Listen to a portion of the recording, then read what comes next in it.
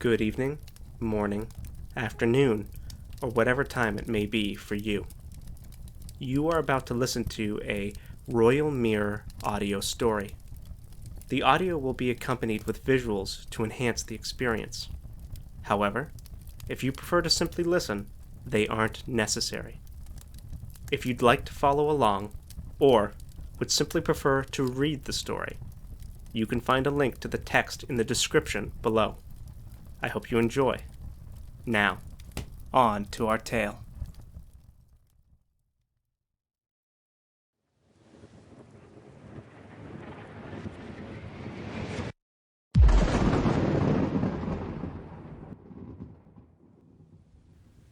War.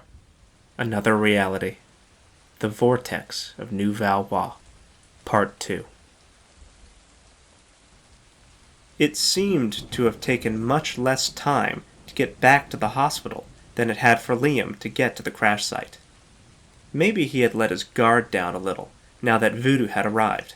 Or perhaps having a member of a martial order around had actually forced him to keep up a quicker pace. Regardless, the paramedic now found himself looking at the last skyway the pair needed to cross to reach the hospital. He let out a sigh of relief, and they stepped out onto that skyway.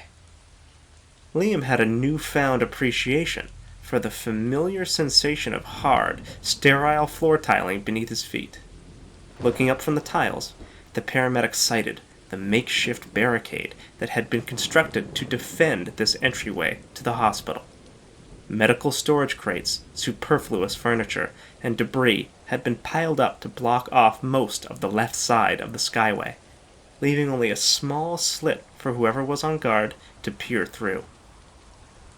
A flashlight flicked on behind the barrier, and the light washed over the pair of them. The brightness of the light kept Liam from seeing beyond the barrier, but he already knew Roland, one of his friends from the New Valois Police Department, was on guard duty.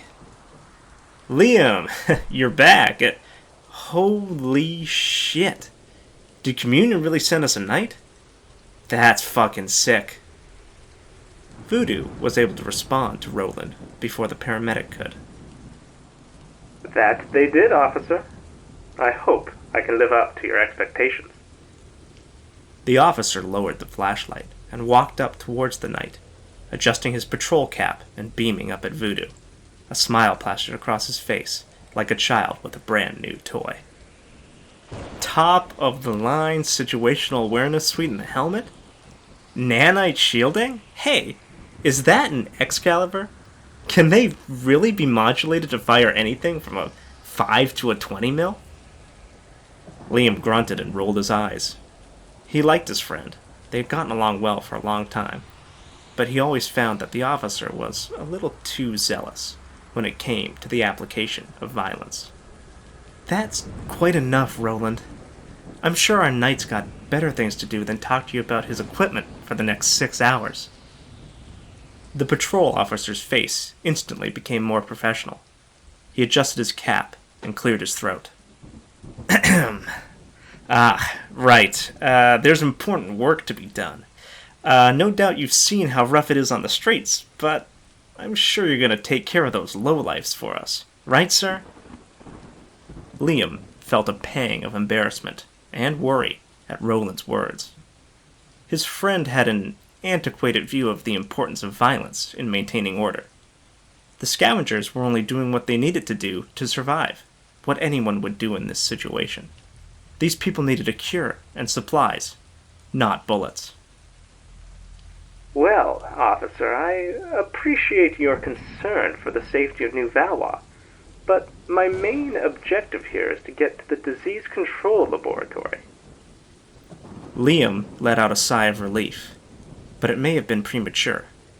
The knight continued. I did have a run-in with one of the less than exemplary citizens of New Valois you mentioned. I can't say their behavior is conducive to the well-being of their fellows. Rest assured, I'll put an end to it if I encounter it. Liam's shoulders tensed up. His mind wandered back to the encounter with Silas. It could have gone much worse for Voodoo or for the scavenger. The paramedic gulped nervously as he realized it could have gone much worse for himself as well. He was glad that Voodoo had shown at least some restraint, but Liam had never been a believer that violence solved violence. He hoped if they met anyone like that again, Voodoo would take a more diplomatic approach and de-escalate the situation. However, given his disposition, to Liam, that seemed unlikely. Voodoo interrupted the paramedic's thoughts, and thankfully changed the topic of the conversation. Well, Liam, my situational awareness suite might be top of the line, as the officer noted so astutely. Voodoo nodded in Roland's direction, appreciatively. But, as you said, it's dangerous out in New Valois after dark. We should get settled in. Liam nodded, gesturing towards the medical bag on his shoulder. I've got some patients to attend to first, but that shouldn't take long. We've got pretty basic facilities here, but it'll be safe enough until morning. Voodoo leaned over and gave the police officer a clap on the shoulder. The officer grinned, clearly quite chuffed at the attention. Oh, with Roland on guard here, I have no doubt that we'll be perfectly safe. Voodoo gave the officer another nod and started to walk with Liam out of the Skyway and into Valette Hospital. Like I said, my first job was as a SAR tech, and my primary role in the nights is medical in nature. I'd be very grateful for the opportunity to assist you with your patients. Liam was surprised at the request.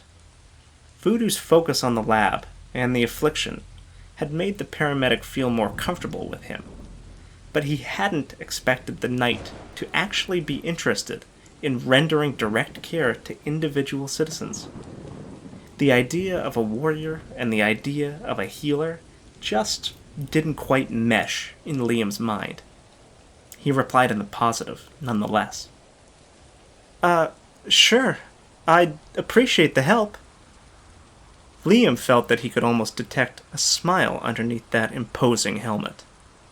Voodoo gave the paramedic another half bow. I'm very glad to hear that, Liam. Please, lead the way.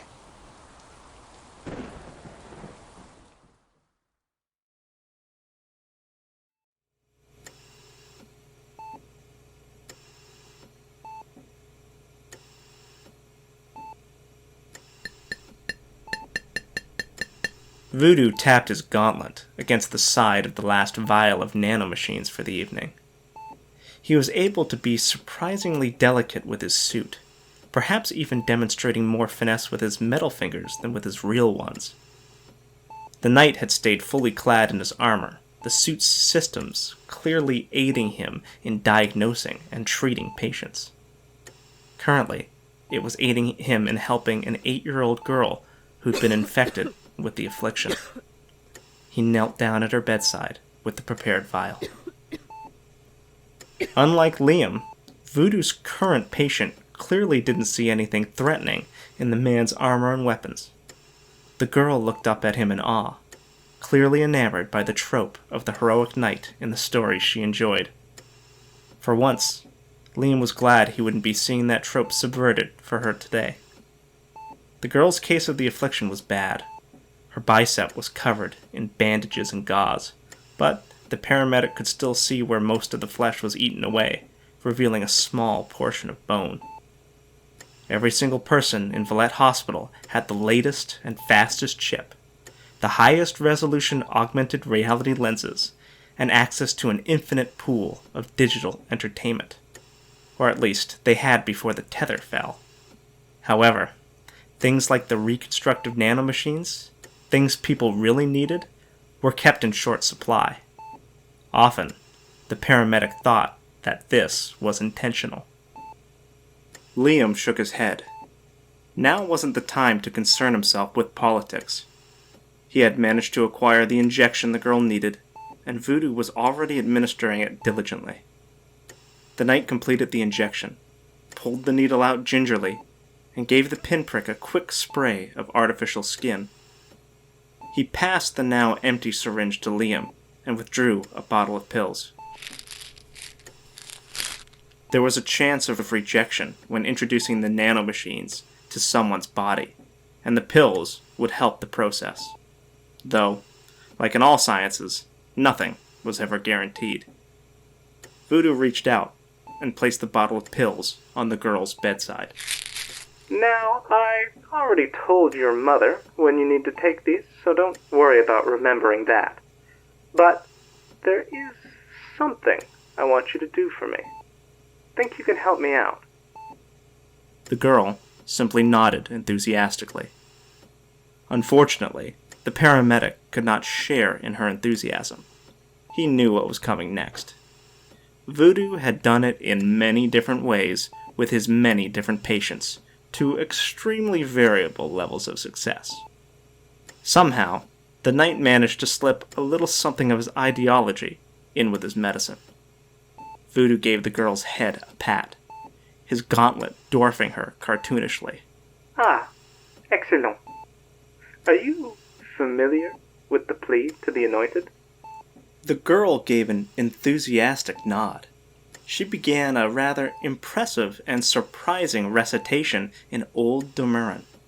The ancient language from the human homeworld was closer to the native New Valois dialect than it was to the Res Publica's lingua franca.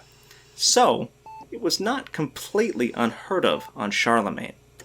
Still, as the bureaucracy of the Res Publica expanded, the number of people who still enjoyed local customs and cultures shrank. Clearly, Voodoo was as impressed as the paramedic was, if not more so, nodding along with the girl until she finished. C'est parfait. You recite it better than I do. Would you be able to say it again every time your mother asks you to take your medicine?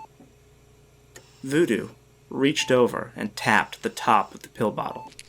The girl gave another excited nod of affirmation, quite happy to be able to be of service to the knight. Voodoo let out a satisfied chuckle. Merci bien, sweetheart. Get better soon. The knight said as he reached out and gave her one last pat on the head, and then both he and the paramedic left the room.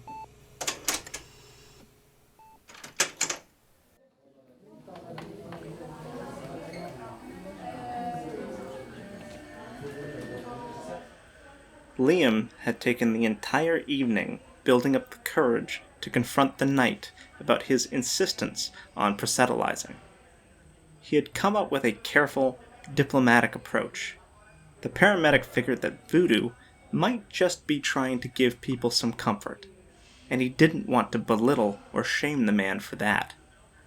However, if the knight was trying to use these people's vulnerability to score some easy converts, Liam wasn't going to stand for that, no matter how many 30 mil doodads or whatever other death-dealing gadgets the knight had that Roland was drooling over earlier. It's very kind of you to be so comforting to that girl. It seemed like she really looked up to you, but you don't really believe that the nanomachines won't work without that prayer, right? Voodoo turned his head and looked at Liam silently for a few moments. The paramedic's stomach dropped as he considered that he might have struck a nerve. However, the reality was that, underneath the indiscernible visage of his helmet, the knight's gray matter was hard at work, formulating a little diplomatic tact of his own. Finally, the words came to him, and he started his explanation with a slight shrug. That would depend on what you mean by work, Liam. Voodoo told the paramedic, matching the other man's caution. I don't see any medical reason why the plea to the anointed would make the nanomachines more adept at replicating the girl's cells. The paramedic let out a sigh of relief. Even though it wasn't his cup of tea, Liam thought that, given this answer, Voodoo, at least, took a rational approach towards medicine. But I still maintain that without my additional instructions, the nanomachines will not function properly. Liam sighed, folding his arms and leaning against one of the milky white plastic walls of the hospital. He should have figured it wasn't going to be that easy. Well, do you want to enlighten me as to why that might be?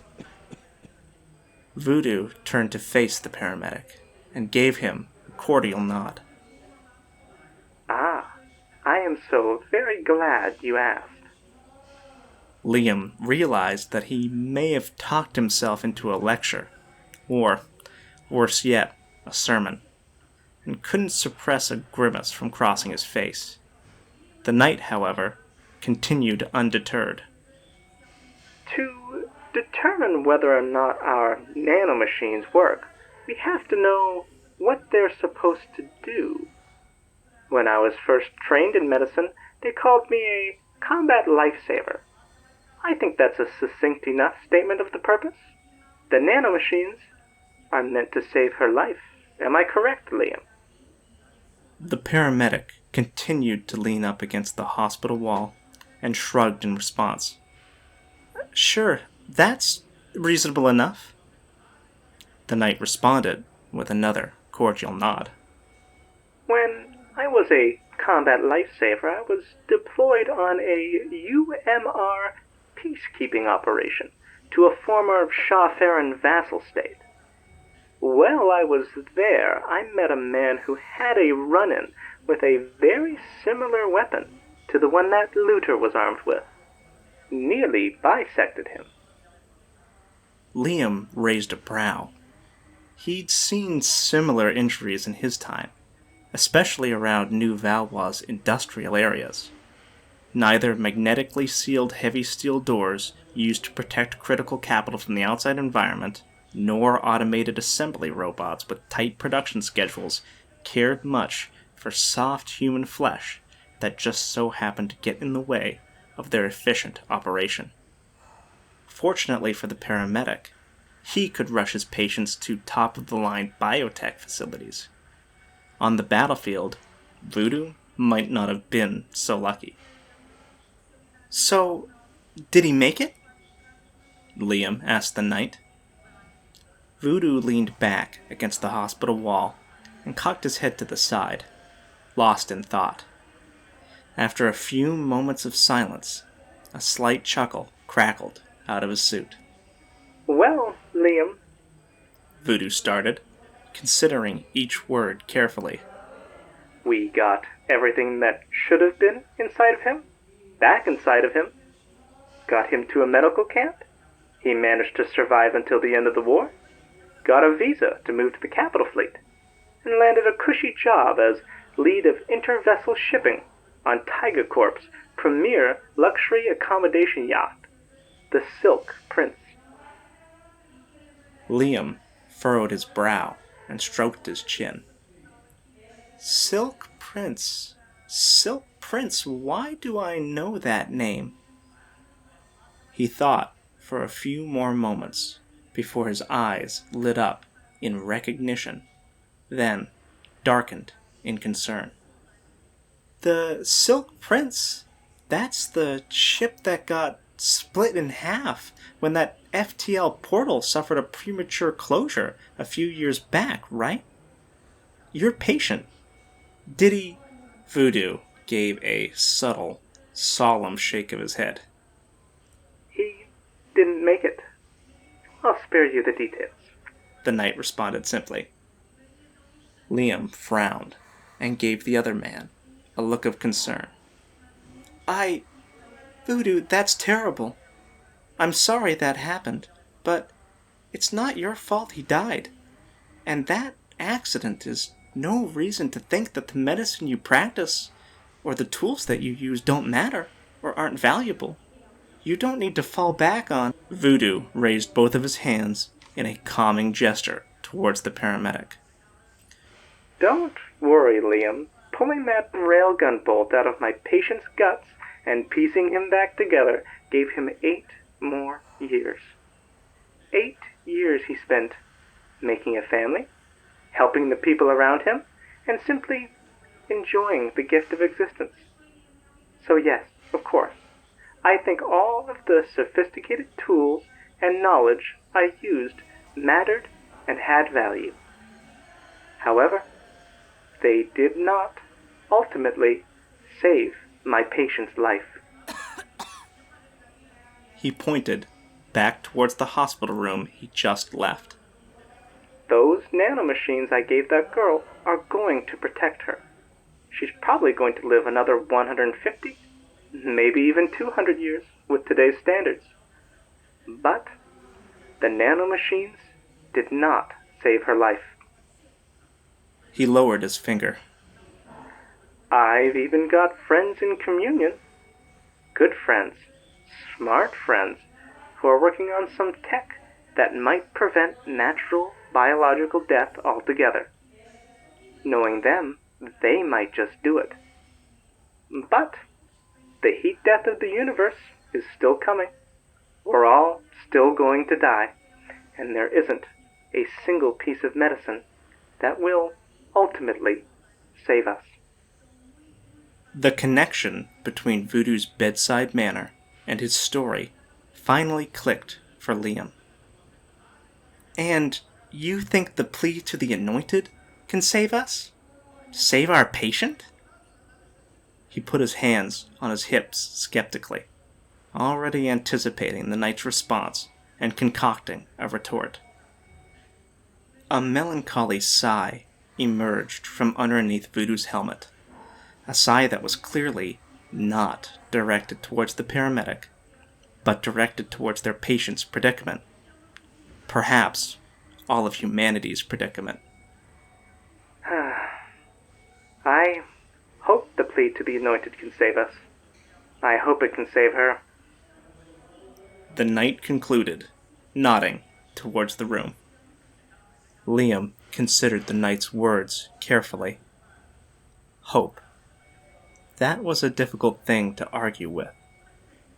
The paramedic might have had a serious problem with someone who thought some pointless incantation would be more effective than a nanomachine injection at restoring affliction-wrought tissue. He might not let them practice medicine on his patients. He'd certainly try to argue them out of their position. However, the paramedic wasn't one to argue a man out of his hope. With all of the scrapes it had gotten him out of, Liam had come to learn how valuable a commodity hope was. Fortunately, it seemed Voodoo wasn't interested in arguing either. If that's the last of the patients, Liam, I think it's time you and I rest. We've got a bit of a journey ahead of us tomorrow, and important work to do in the weeks ahead. The knight told the other man. He was right, and the desire to debate the finer points of the medical efficacy of ancient prayers had left Liam. The paramedic gave Voodoo a quick nod and pointed back towards the various waiting rooms that were now being used as improvised sleeping areas. Now that is a point I think we can agree on, Liam concluded with a smile.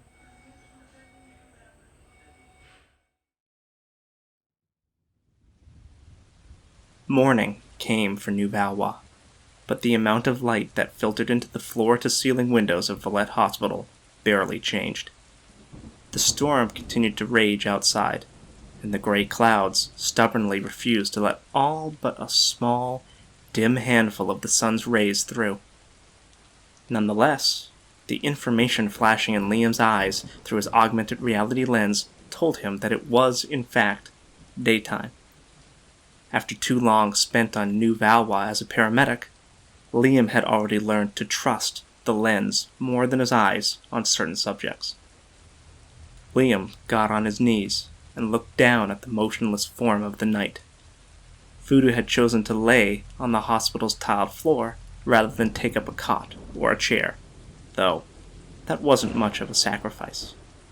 He was still in his armor and, to the best of the paramedic's knowledge, had not taken it off during the night. The paramedic knelt over Voodoo for a few moments, not knowing whether or not he should wake the knight, or even how he would go about doing such a thing. I take it this means you're ready to leave? The sudden voice from inside the armor startled Liam, and almost knocked him onto his rear end. After a short recovery, he replied, "Oh, yes, I'm ready to go whenever you are, but please, take your time." He took a short pause, gathering the gall for the next question. "Do knights normally sleep in their armor?" Voodoo's helmet twisted ever so slightly to face directly towards Liam. It was the first movement the paramedic had seen the knight make up until that point. Once the Order has deemed a person ready to take up the armor of the Knights Principe, that is not a burden they can ever set down. New knights are grafted permanently into their armor to show their everlasting dedication to the Church, the Anointed, and all of his children. Liam took a second to process what Voodoo had told him. Then his jaw dropped open. "Are you fucking with me?" the paramedic asked, incredulously. Voodoo's torso slowly rose from the floor into a sitting position. He rolled his head and let out a sigh as his neck let out a satisfying crack. Finally, he let his gaze settle on Liam once more. Yes, I am fucking with you.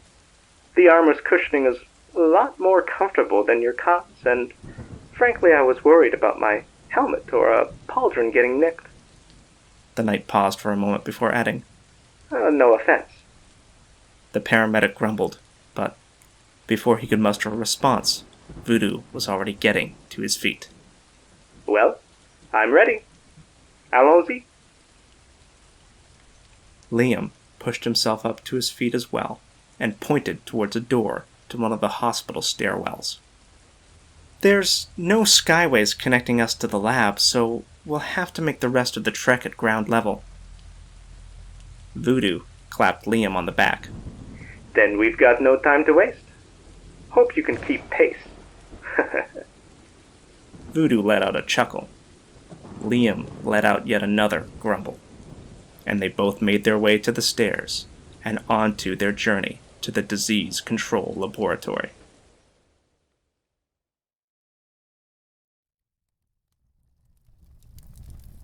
This concludes our Royal Mirror audio story for this video.